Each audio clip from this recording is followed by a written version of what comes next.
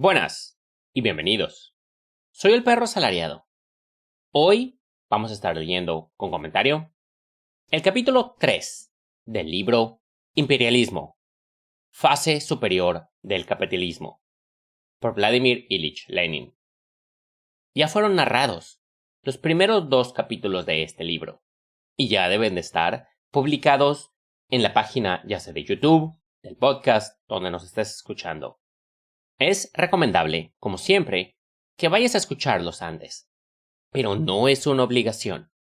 Finalmente, la versión que vamos a estar leyendo es una versión que se encuentra en una edición de la editorial Progreso, de Moscú, impresa en 1973, del tomo 5 de Obras de Vladimir Lenin. Empecemos con el capítulo. Capítulo 3. El capital financiero y la oligarquía financiera. Iniciamos con una cita. Una parte cada día mayor del capital industrial, escribe Hilferding, no pertenece a los industriales que lo utilizan. Pueden disponer del capital únicamente por mediación del banco que representa, con respecto a ellos, a los propietarios de dicho capital. Por otra parte, el banco también se ve obligado a dejar en la gran industria una parte cada vez mayor de su capital. Gracias a esto, se convierte en proporciones crecientes en capitalista industrial. Este capital bancario, por consiguiente, capital en forma de dinero, que por ese procedimiento se trueca, de hecho, en capital industrial, es lo que yo llamo capital financiero. Se cierra la cita y se abre otra nueva. Capital financiero es el capital que se halla a disposición de los bancos y que utilizan los industriales. Se cierra la cita. Esta definición no es completa, por cuanto no se indica en ella uno de los aspectos más importantes, el aumento de la concentración de la producción y del capital en un grado tan elevado que conduce y ha conducido al monopolio. Pero en toda la exposición de Hilferding, en general, y en particular, en los 2 capítulos que preceden a ese del que hemos estresacado esta definición, se subraya el papel de los monopolios capitalistas. Concentración de la producción, monopolios que se derivan de la misma fusión o engarce de los bancos con la industria. Tal es la historia de la aparición del capital financiero y lo que dicho concepto encierra. Pasemos ahora a describir cómo la gestión de los monopolios capitalistas se convierte indefectiblemente en las condiciones generales de la producción mercantil y de la propiedad privada, en la dominación de la oligarquía financiera. Señalemos que las figuras representativas de la ciencia burguesa alemana, y no solo de la alemana, tales como Riese, Schulze-Gavenitz, Liefman, etc., son todos unos apologistas del imperialismo y del capital financiero. No ponen al descubierto, sino que disimulan y embellecen el mecanismo de la formación de las oligarquías, sus procedimientos, la cuantía de sus ingresos, lícitos e ilícitos, sus relaciones con los parlamentos, etcétera, etcétera. Se quitan de encima las cuestiones malditas mediante frases altisonantes y oscuras e invocaciones al sentido de la responsabilidad de los directores de los bancos, mediante elogios al sentimiento del deber de los funcionarios prusianos, mediante el serio y detallado análisis de proyectos de ley nada serios sobre la inspección y la reglamentación, mediante infantiles juegos teóricos, tales como la siguiente definición científica a que ha llegado el catedrático Liefman. Se abre una cita. El comercio es una actividad profesional encaminada a reunir bienes, conservarlos y ofrecerlos. Se cierra la cita y se abre paréntesis en cursiva en la obra del catedrático. Entiéndase, comentario. Liefman puso eso en cursiva en su libro. Continuando. Resulta que el comercio existía entre los hombres primitivos, los cuales no conocían todavía el cambio, y lo que también existirá en la sociedad socialista. Pero los monstruosos hechos relativos a la monstruosa dominación de la oligarquía financiera son tan evidentes que en todos los países capitalistas, en Norteamérica, en Francia, en Alemania, han surgido publicaciones que adoptan el punto de vista burgués y que, no obstante, trazan un cuadro aproximadamente exacto y hacen una crítica pequeño burguesa, naturalmente, de la oligarquía financiera. Hay que conceder una atención primordial al sistema de participación, del que ya hemos hablado brevemente antes. He aquí cómo expone la esencia del asunto el economista alemán Heymann, el cual ha sido uno de los primeros, si no el primero, en prestarle atención. Y aquí se abre una cita. El dirigente controla la sociedad fundamental. Paréntesis, textualmente, la sociedad matriz. Se cierra el paréntesis. Esta, a su vez, ejerce el dominio sobre las sociedades que dependen de ella. Paréntesis, sociedades filiales. Se cierra. Estas últimas, sobre las sociedades nietas, etc. De tal forma que es posible, sin poseer un capital demasiado grande, dominar sobre ramas gigantescas de la producción. En efecto, si la progresión del 50% del capital es siempre bastante para controlar una sociedad anónima, al dirigente le basta poseer solo 1 millón para estar en condiciones de controlar 8 millones de capital de las sociedades nietas. Y si ese parentesco va todavía más lejos, con 1 millón se pueden controlar 16, 32 millones, etc. Se cierra aquí la cita. Y comentando, comentario personal. Esto es algo que no lo dice Lenin, o sea, Lenin aquí está citando a Hans Gideon Heymann. Pero es algo que para mí, cuando lo leí, no es algo tan natural, que hace tanta lógica, pero no se me había ocurrido. El hecho de que tú, si tienes un porcentaje de acciones en cierta empresa, puedes dominar la empresa, puedes decidir qué se hace con ese capital como socio mayoritario. Entonces, si tienes 1 millón y la empresa cuesta 2 millones, controlas 2 millones. El capital con el que puedes hacer y deshacer son 2 millones. Si esa empresa es dueña de otra empresa, eso quiere decir que tu capital se duplica.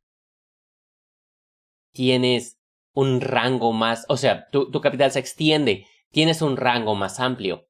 Y júralo que eso no ha cambiado hoy en día. Uno podrá decir, no, eso ya no se permite, eso ya no se permite. ¿Estás seguro de ello?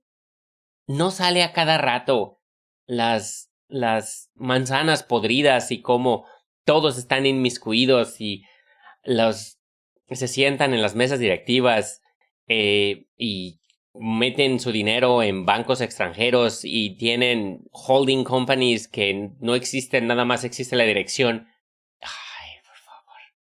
Continuando con el texto. En efecto, la experiencia demuestra que basta con poseer el 40% de las acciones para disponer de los negocios de una sociedad anónima. Comentario. Eso también, no necesitas el 50. 50-51 es efectivamente para ser dueño. Pero si tienes el 20, el 30, puedes ser capaz de manejar a la empresa virtualmente, porque es muy difícil que se pongan contra ti. O sea, continuar con el texto. Un poquito antes. En efecto, la experiencia demuestra que basta con poseer el 40% de las acciones para disponer de los negocios de una sociedad anónima, pues cierta parte de los pequeños accionistas que se hallan dispersos no tienen en la práctica posibilidad alguna de asistir a las asambleas generales, etc.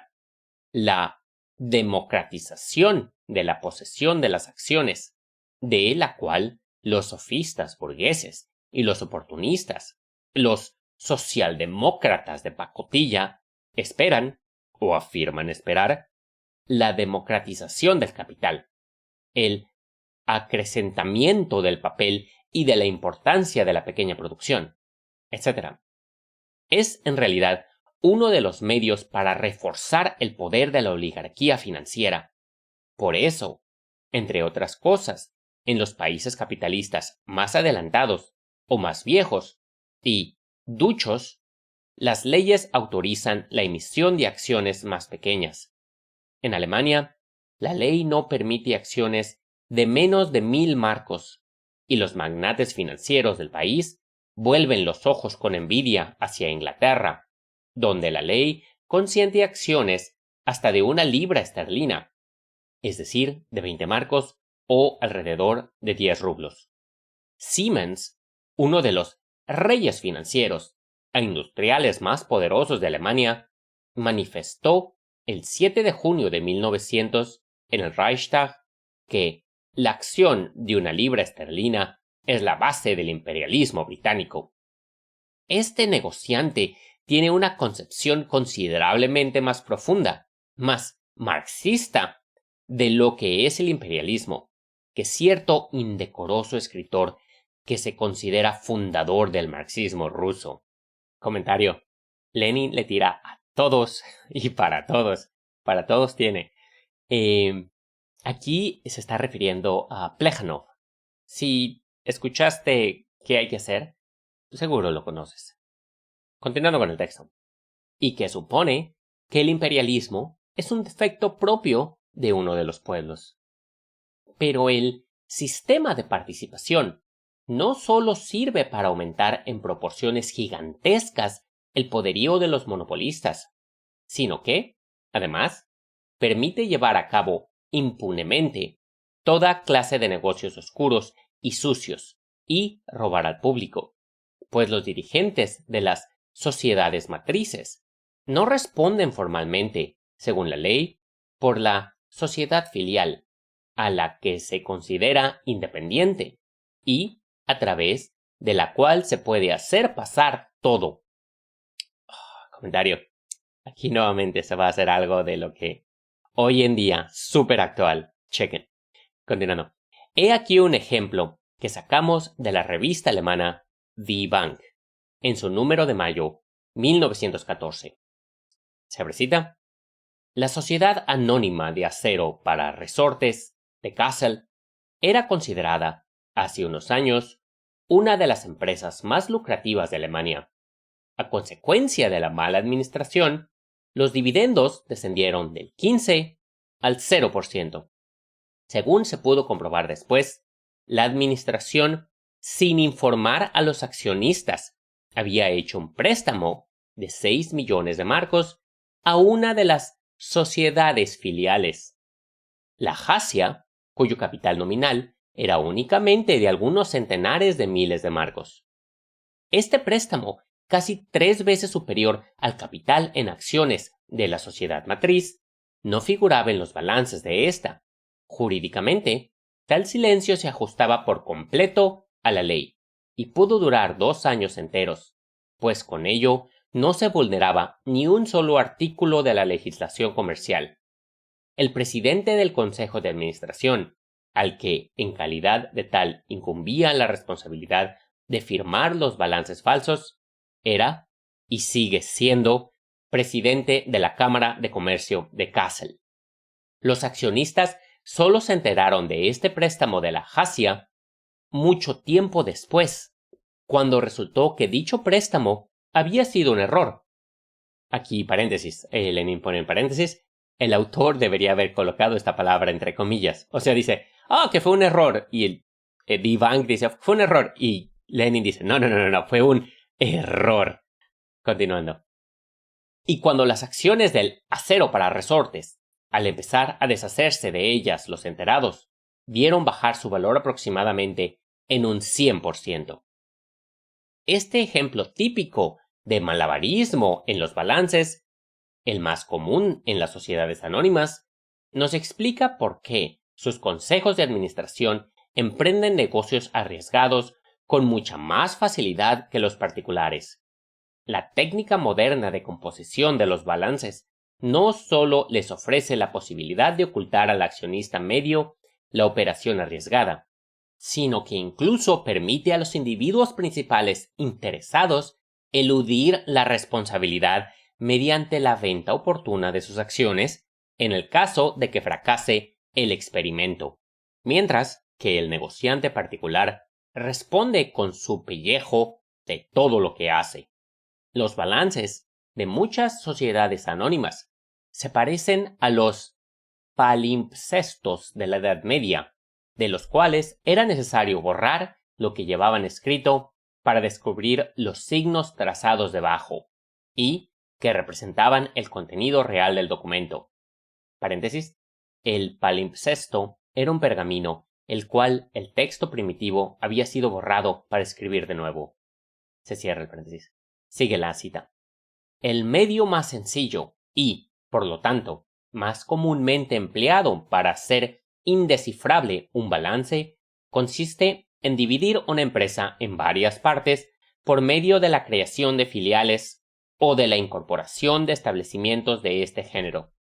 Las ventajas de este sistema, desde el punto de vista de los diversos fines legales e ilegales, son tan evidentes que, en la actualidad, constituyen una verdadera excepción las grandes sociedades que no lo han adoptado. Se cierra la cita.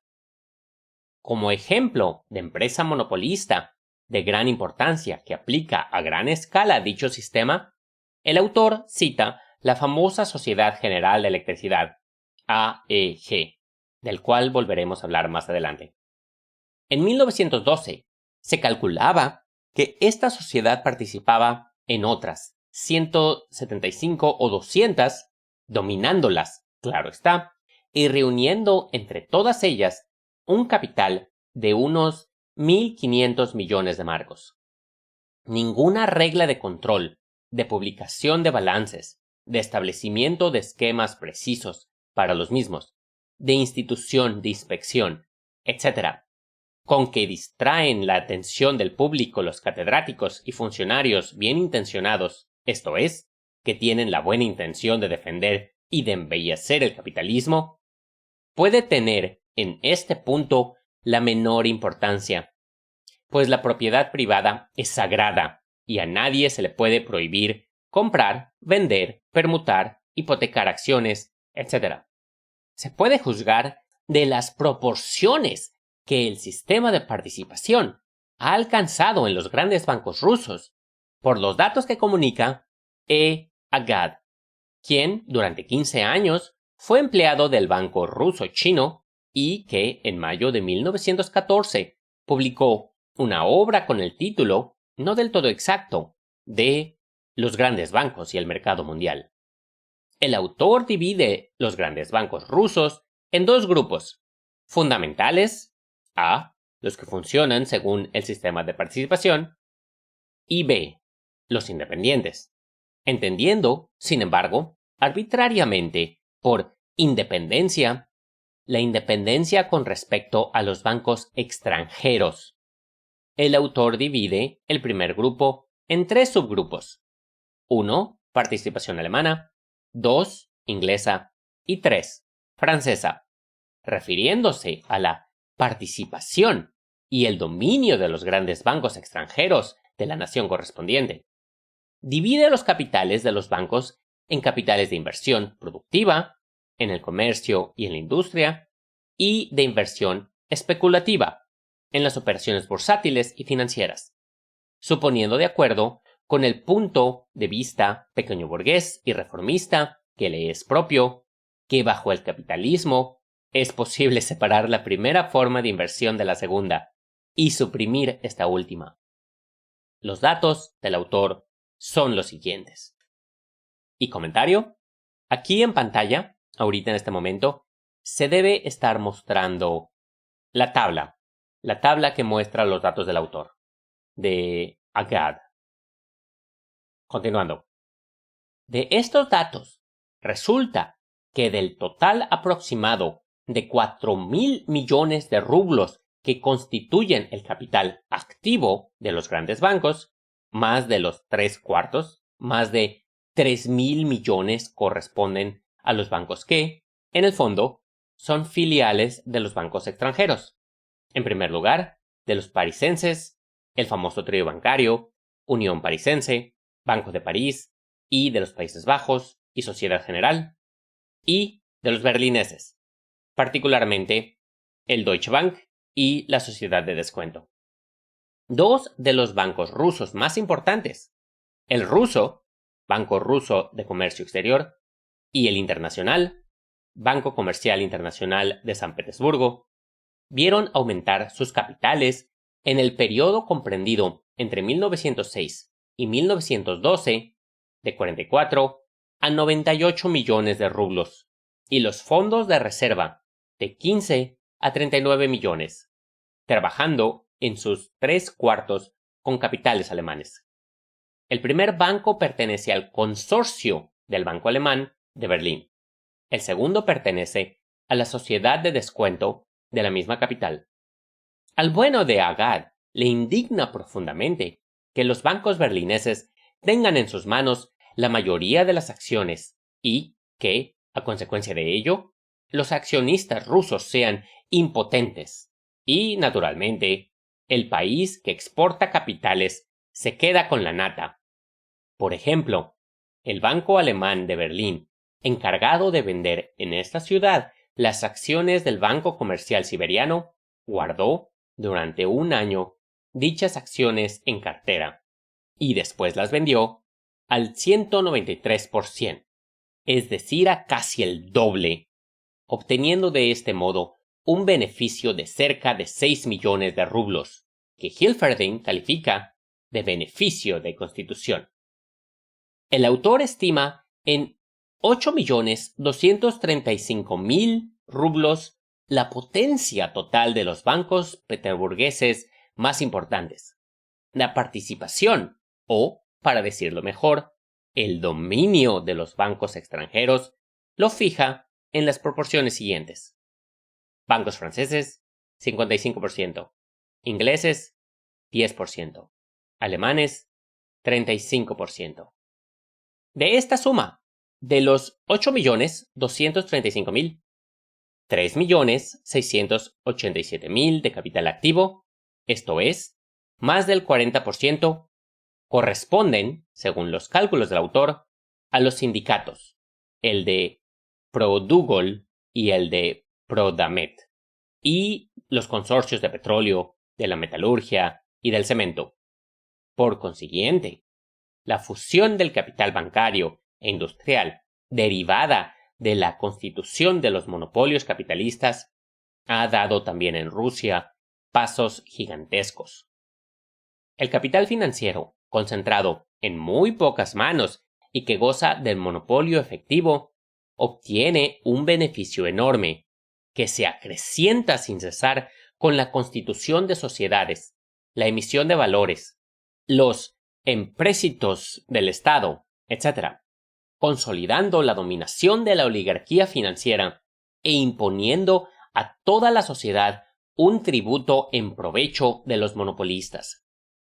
He aquí uno de los innumerables ejemplos de los manejos de los trusts norteamericanos, citado por Hilferding. En 1887, Havemeyer constituyó el Trust del Azúcar mediante la fusión de 15 pequeñas compañías, cuyo capital total era de $6,500,000. Pero el capital del Trust diluido, según expresión norteamericana, se fijó en $50 millones. Comentario: 6.5 millones, la fusión, y el capital que se muestra, que se proyecta, era de 50 millones. ¿Por qué?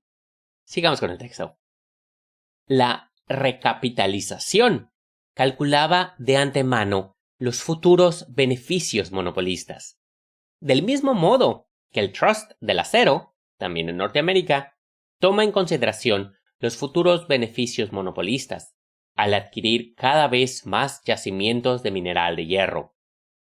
Comentario: o sea, se obtiene se fija la ganancia futura.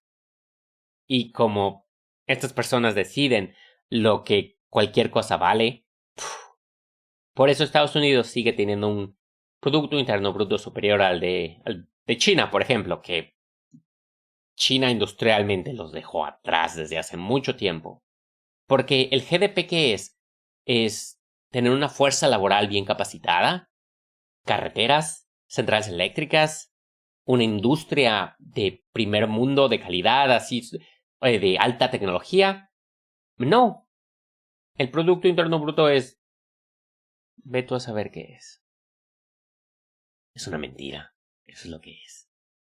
Continuando con el texto.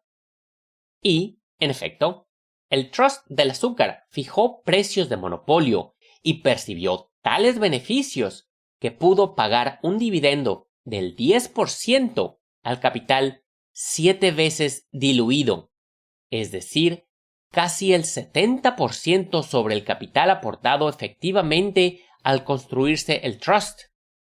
En 1909, su capital era de $90 millones.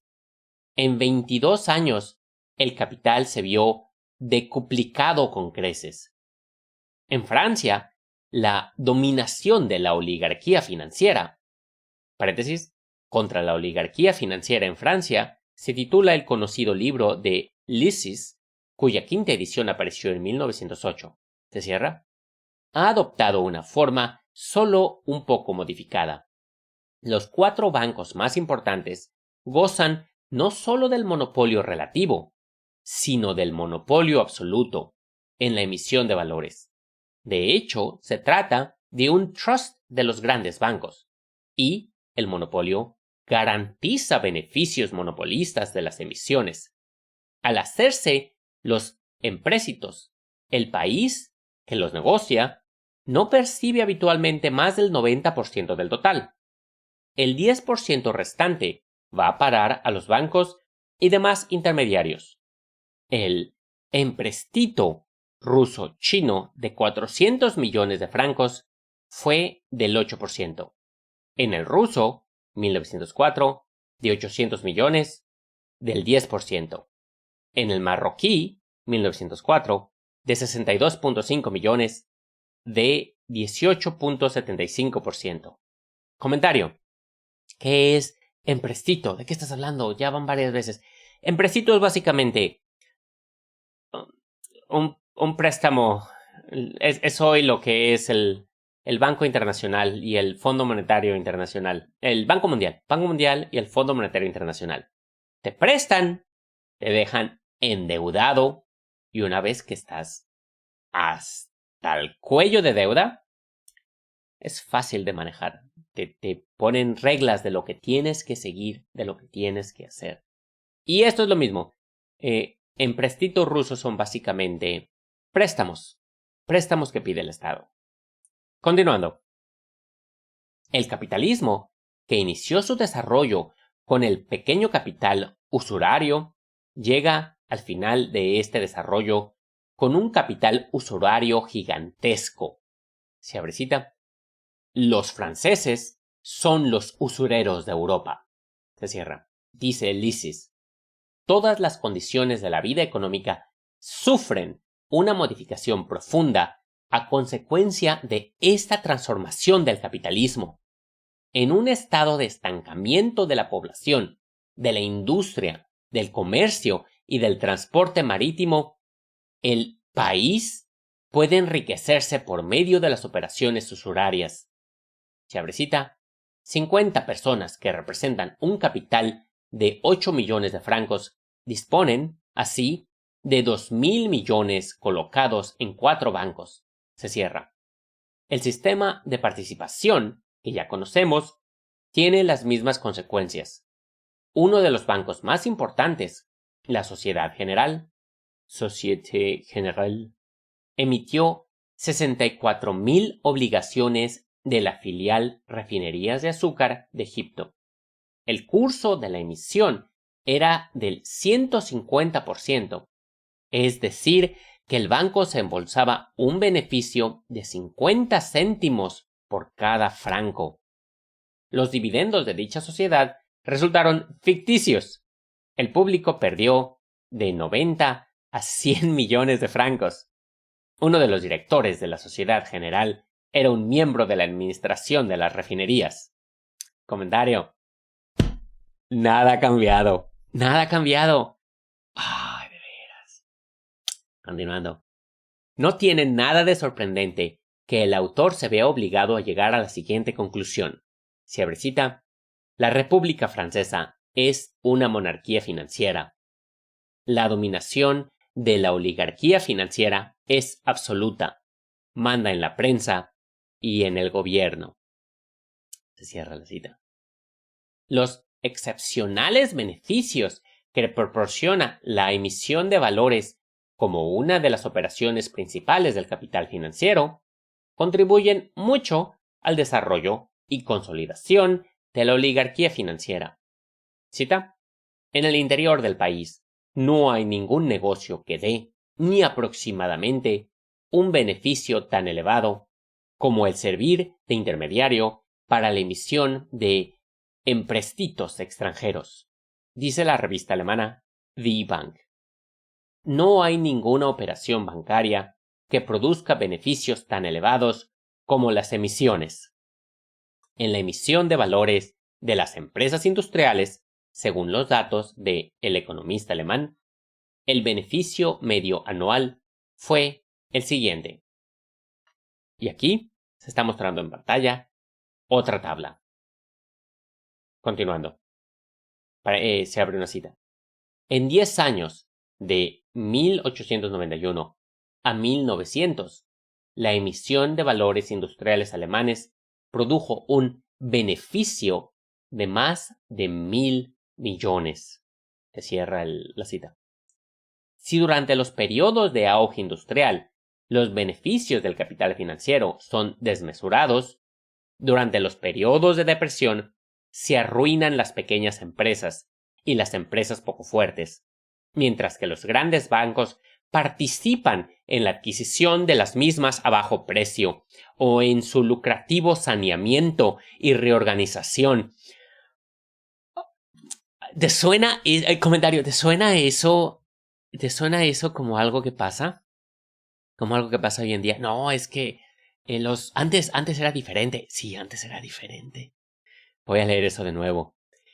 Si durante los periodos del auge industrial los beneficios del capital financiero son desmesurados, durante los periodos de depresión se arruinan las pequeñas empresas y las empresas poco fuertes, mientras que los grandes bancos participan en la adquisición de las mismas a bajo precio o en su lucrativo saneamiento y reorganización.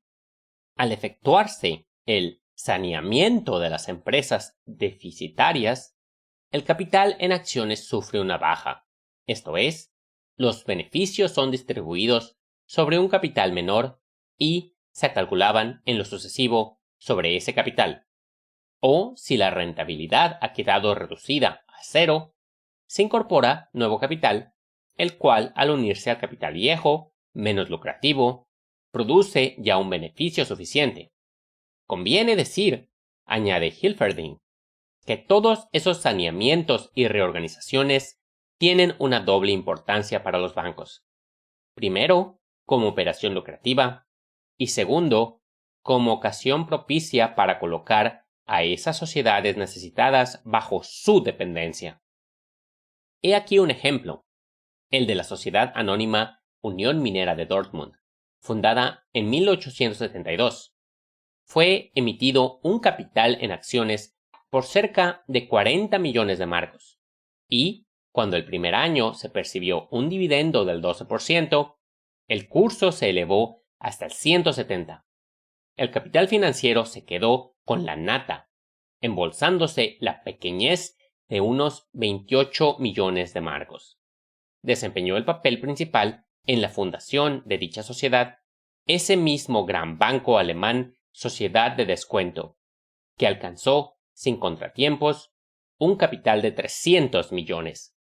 Después los dividendos de la unión descendieron hasta desaparecer.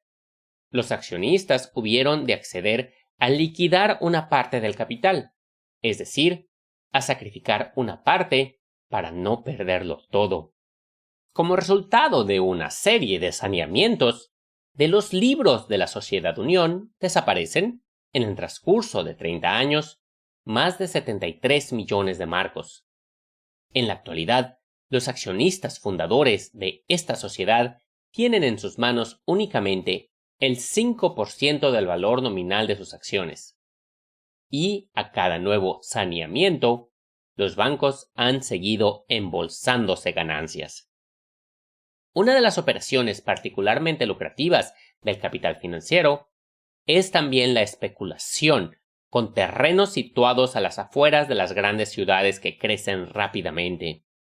El monopolio de los bancos se funde, en este caso, con el monopolio de la renta del suelo y con el monopolio de los transportes, pues el aumento de los precios de los terrenos, la posibilidad de venderlos ventajosamente por partes, etc., dependen principalmente de los buenos medios de comunicación con la parte céntrica de la ciudad, los cuales se hallan en manos de las grandes compañías, ligadas con esos mismos bancos mediante el sistema de participación y la distribución de los puestos directivos.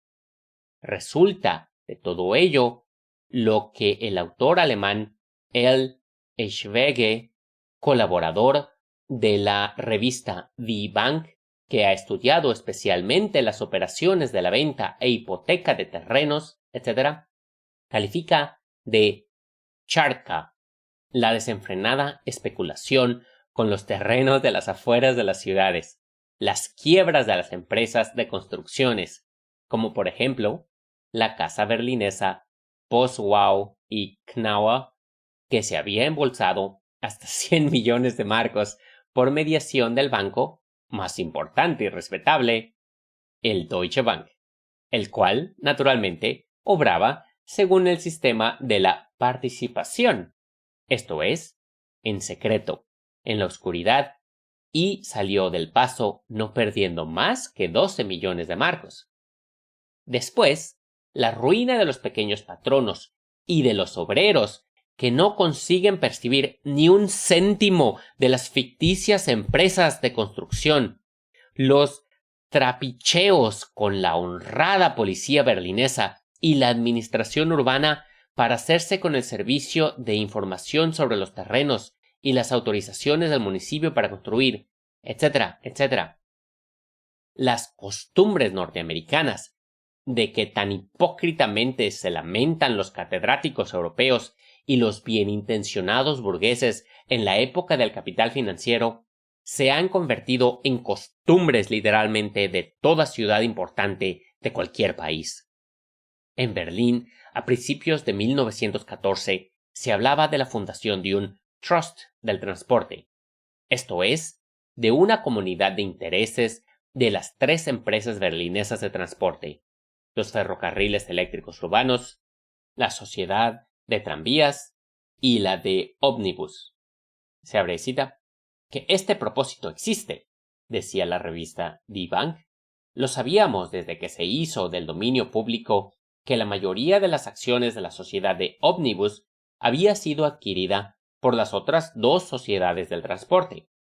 Se puede dar entero crédito a quienes persiguen dicho propósito cuando afirman que, mediante la regulación uniforme de los transportes, tienen la esperanza de obtener economías de una parte de las cuales, en resumidas cuentas, podría beneficiarse el público.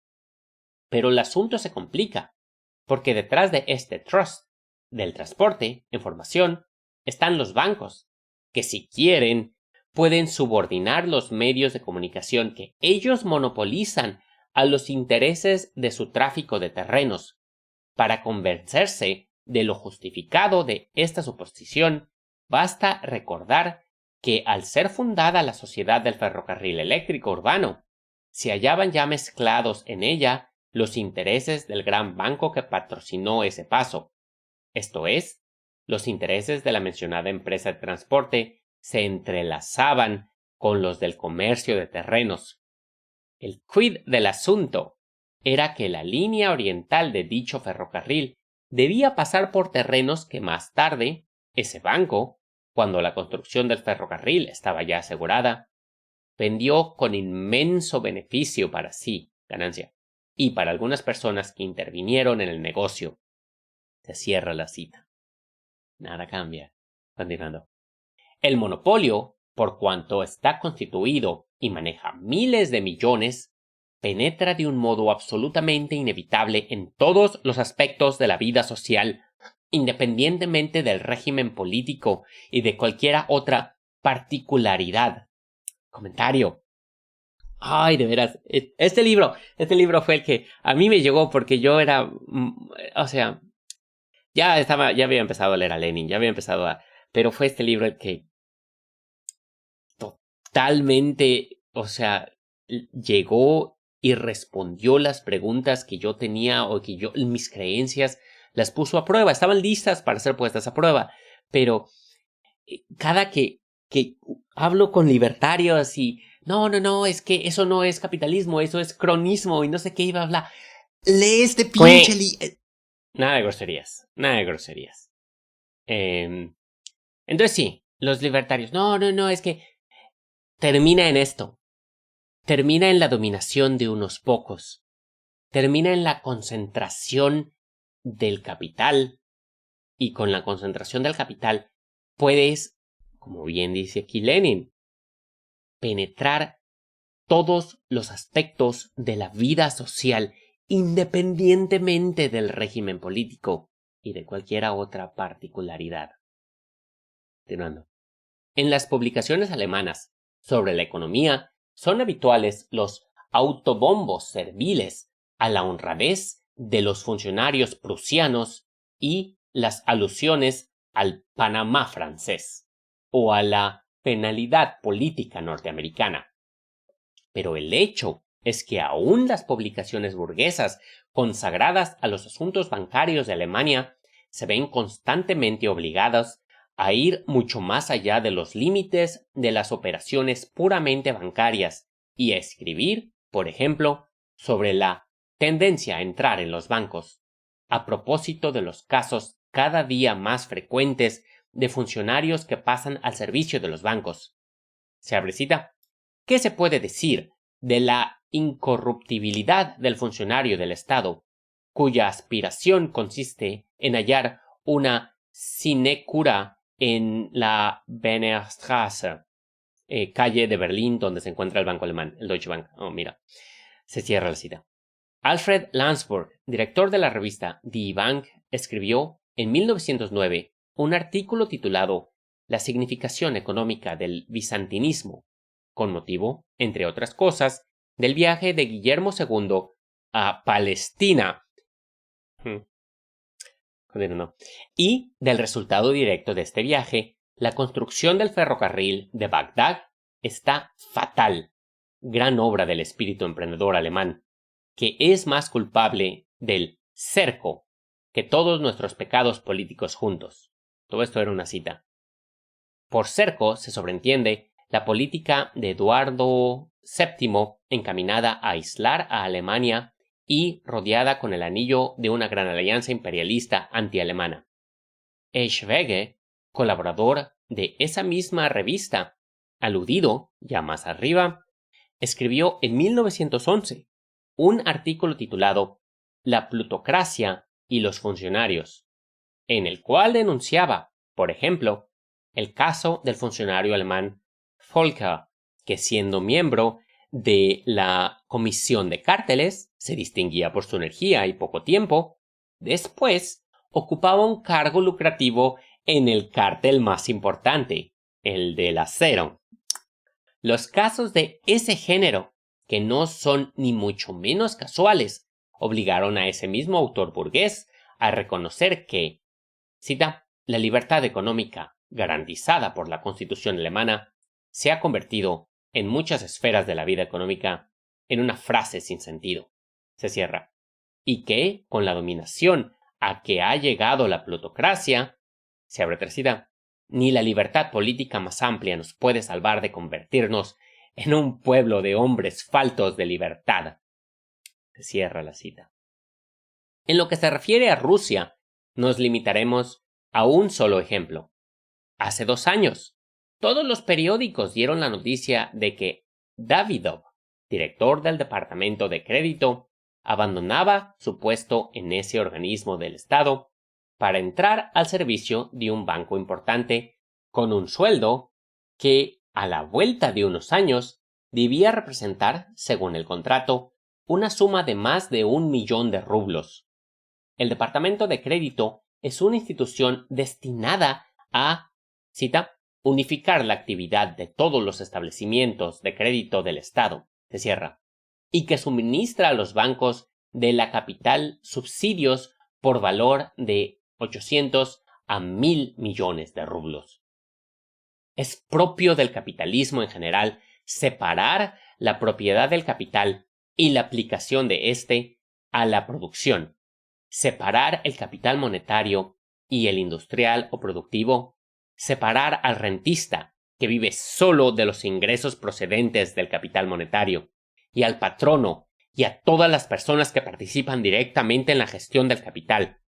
El imperialismo o dominio del capital financiero es el capitalismo en su grado más alto, en el que esta separación adquiere unas proporciones inmensas.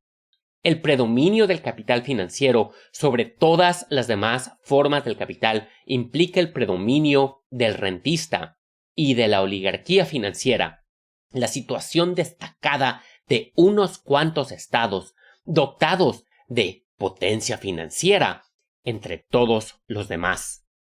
Las proporciones de este proceso nos dan a conocer los datos estadísticos de las emisiones de toda clase de valores. Comentario. No sé si sepas, Parenti, leí un libro de él. Está este discurso que es Parenti Amarillo.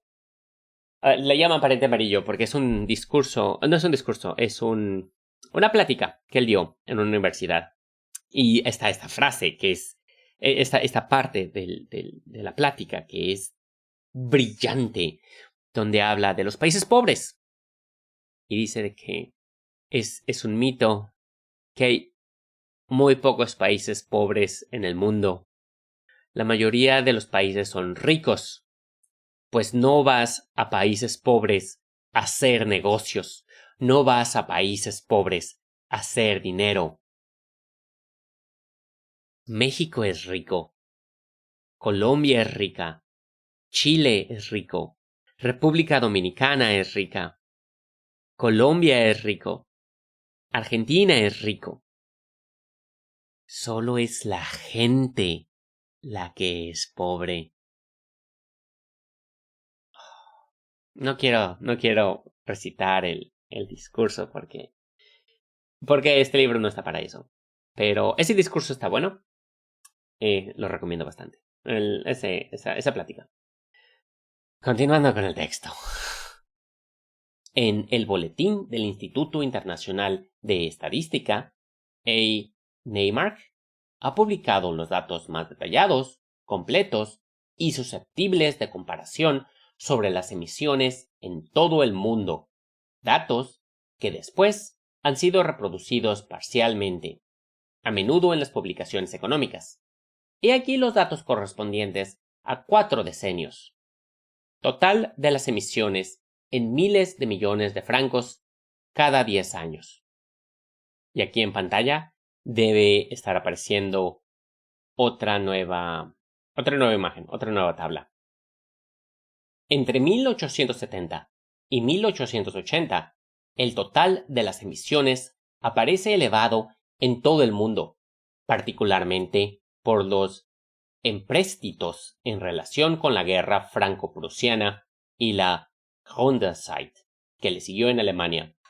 En general, el aumento durante los 3 últimos decenios del siglo XIX es relativamente lento, y solo en el primer decenio del siglo XX alcanza proporciones colosales, duplicándose casi en 10 años. Los comienzos del siglo XX constituyen, pues, una época de viraje, no solo desde el punto de vista del acrecentamiento de los monopolios, carteles, consorcios, trusts, de lo cual hemos hablado ya, sino también desde el punto de vista del acrecentamiento del capital financiero. El total de valores emitidos en el mundo era, en 1910, según los cálculos de Neymark, de unos 815.000 millones de francos. Deduciendo aproximadamente las repeticiones, rebaja la cifra a 575 o 600.000 millones. He aquí la distribución por países, tomando la cifra de 600.000 millones. Y nuevamente, aquí en la pantalla debe estar apareciendo una nueva tabla. Lo primero que salta a la vista al examinar estos datos es la fuerza con que se destacan los 4 países capitalistas más ricos, que disponen aproximadamente de 100 a 150.000 millones de francos en valores. De esos 4, 2, Inglaterra y Francia, son los países capitalistas más viejos y, como veremos, los más ricos en colonias. Los otros 2, los Estados Unidos y Alemania, son países capitalistas avanzados por la rapidez del desarrollo y el grado de difusión de los monopolios capitalistas en la producción. Los 4 juntos tienen 479.000 millones de francos. Esto es cerca del 80% del capital financiero mundial. Casi todo el resto del mundo ejerce, en una u otra forma, funciones de deudor y tributario de esos países, banqueros internacionales de esos 4 pilares del capital financiero mundial. Conviene detenerse particularmente en el papel que desempeña la exportación de capitales en la creación de la red internacional de dependencias y de relaciones del capital financiero. Y ese es el fin del capítulo. Es el fin de la narración, por ahora. Pero digo esto en todos los que he estado leyendo. Este libro me gusta mucho, particularmente a mí. Este libro me gusta mucho. O sea, me llega, si lo quieres ver así. Porque lo logro entender, porque es muy actual, o sea, y tú lo estás escuchando. Si tú lo estás leyendo conmigo, tú también lo estás leyendo. Y claro que sí. O sea, aquí Lenin empieza ya a hablar de lo que es el capital financiero. Es capital financiero y la oligarquía financiera. ¿Qué hace la oligarquía financiera, el capital financiero, una vez que se forma? Y es algo que es totalmente actual. O sea, el poder económico que se concentra en manos de un reducido número de personas, una reducida élite de bancos, de grandes empresas. Entonces, aunque Lenin habla con datos y ejemplos de su tiempo, o sea, Alemania, Francia, Estados Unidos, esto todavía hoy es completamente actual. Lo sientes claro. Entonces, como los bancos, o sea, pueden tomar control de empresas poniendo un poco de comprando acciones. Entonces tienen control de esa empresa y la subordinan.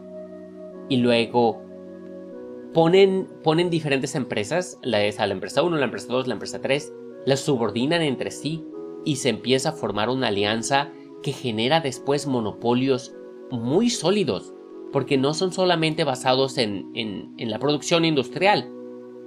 Es porque, por ejemplo, si en la producción industrial la competencia podías llegar y podías desplazar a una empresa menos eficiente, podías salir adelante con trabajo, lo que la gente cree que es el capitalismo cuando lo defiende.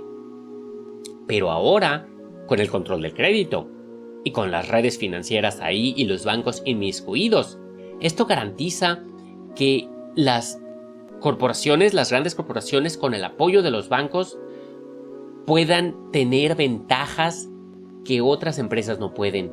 Y cuando llegue la crisis, puedan soportar esas crisis, puedan eventualmente absorber a rivales. O sea, ¡ay, de veras!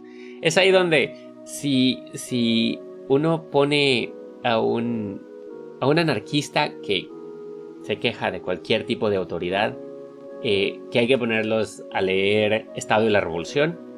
Este libro es para que lo lean normalmente los libertarios.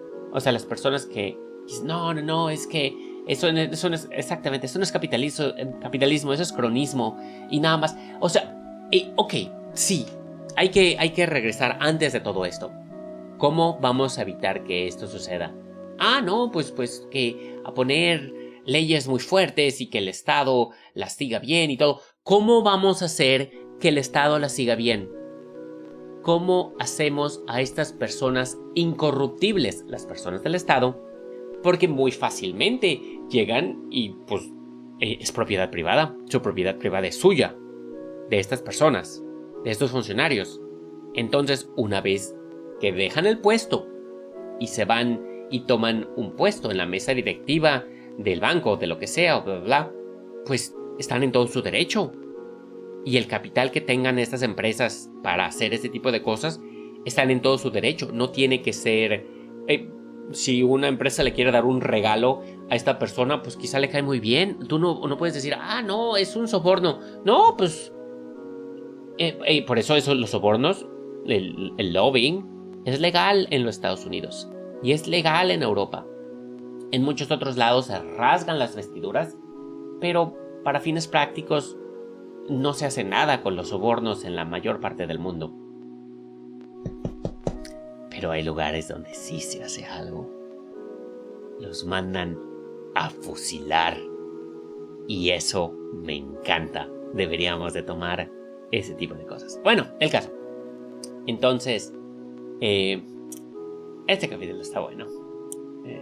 Y Lenin era un gigante académico. Era una persona firmemente intelectual. O sea, trato de no caer a la teoría del gran hombre o lo que sea, porque no, la historia la hacen los movimientos, la hacen todo. Y de hecho Lenin habla de eso. Lenin habla de eso en Qué hacer. Pero escribía muy bien. Y él habla de que esta oligarquía financiera que se crea no se limita a la economía. Como lo detalla muy bien. La influencia sobre los gobiernos es totalmente directa, ya sea a través de presión política, el control de la prensa, financiamiento de partidos de uno u de otro, digamos, lados del espectro político, participación en la elaboración de leyes favorables. O sea, el Estado capitalista, como bien dicen, o sea, el Estado está ahí para ayudar a la clase propietaria a administrar sus negocios.